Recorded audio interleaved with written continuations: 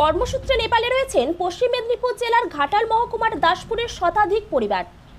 দাসপুর, গোপালপুর, কোটালপুর, গোপীনাথপুর সহ বেশ কয়েকটি গ্রামের মানুষ দীর্ঘদিন ধরে কর্মসূত্রে রয়েছেন নেপালে।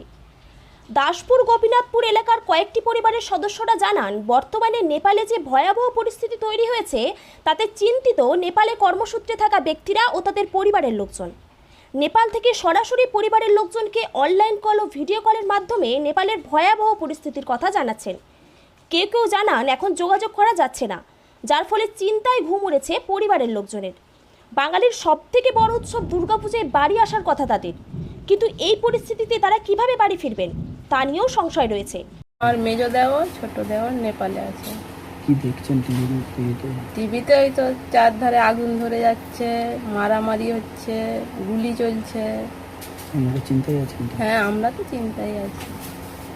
কথা হচ্ছে তাদের সাথে? হ্যাঁ, ফোনে কথা হচ্ছে।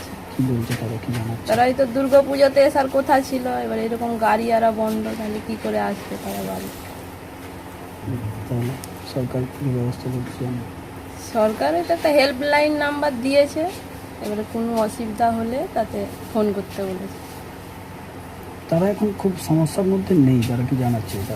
তারা বলছে আমরা এখন আছি মোটামুটি, মানে চিন্তা তো হচ্ছেই, তাদেরও চিন্তা হচ্ছে, আমাদেরও হচ্ছে। মানে তারা কি বলছে, বাড়ির বাইরে টাইরে বেরোতে পারছে? বাড়ির বাইরে তারা বেরায়নি, তারা বলছে আমরা মানে বাসা ঘরের মধ্যেই আছি। কাজ করতে পারছে না? না, কাজ হয়নি। কাজ তাহলে বন্ধ? কাজ তো অনেকদিন থেকেই বন্ধই আছে। নেপালে এক বছর ছেলে গেছে। কি করে? ওই সোনা লাইনে গেছে। কত বছর আগে গেছে? ও বছর 10 বলছি নেপালে একটা ভয়াবহ পরিস্থিতির সৃষ্টি হয়েছে, জানেন তো? সেটা শুনলাম, কাল থেকেই হচ্ছে, কাল থেকে দিয়েছি। কি দেখছেন? কী দেখবো, আর যা হবে সেটাই দেখবো।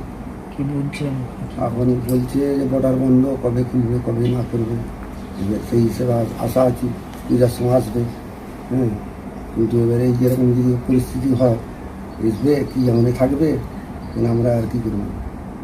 তাহলে আপনারা চিন্তায় আছেন? হ্যাঁ, সে তো অবশ্যই থাকবে, চিন্তা থাকবে নি, বাপ মায়ের ব্যাপার।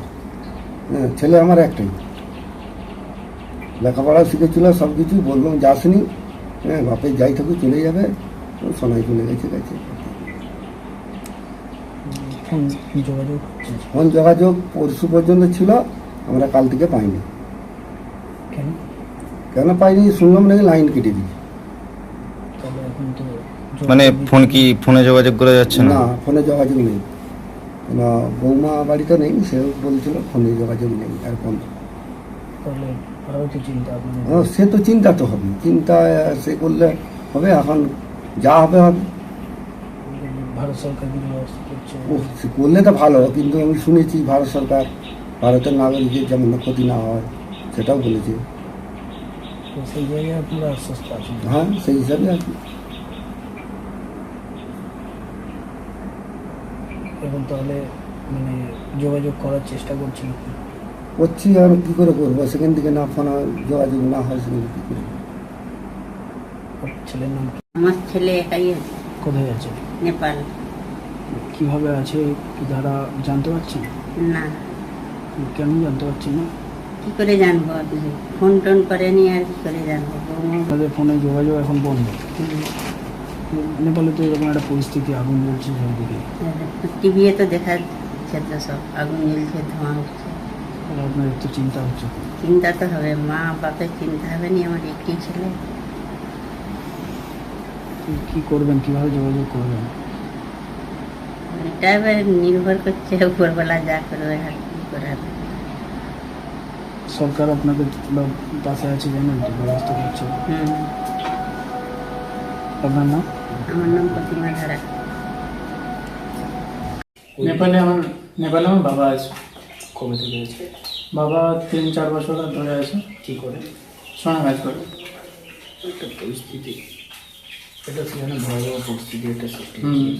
কি জানাচ্ছেন বাবা জানাচ্ছে যে ওখানে বাবা তো কাঠমান্ডুতেই থাকে, এবার সেখানে আশেপাশে আগুন জ্বলছে, তো স্ট্রাইক হচ্ছিল। আর সেখানে তো আমাকে কালকে ভিডিও কল করে দেখাচ্ছিলো যে তাদের বিল্ডিংয়ের ছাদ থেকে দেখাচ্ছিলো দূরে বিল্ডিংয়ের পিছন থেকে আগুন টাগুন জ্বলছে, ধোঁয়াটা উঠছে। তারা আপাতত বলছে সেফটি আছে সেখানটায়। এবার ভারত সরকার তো জানিয়েছে এখন ট্রাভেল না করতে প্রয়োজন ছাড়া না বেরোতে। তো আমার সাথে কালকে যোগাযোগ হয়েছিল বাবার, আজকে সকালেও করা হয়নি আর।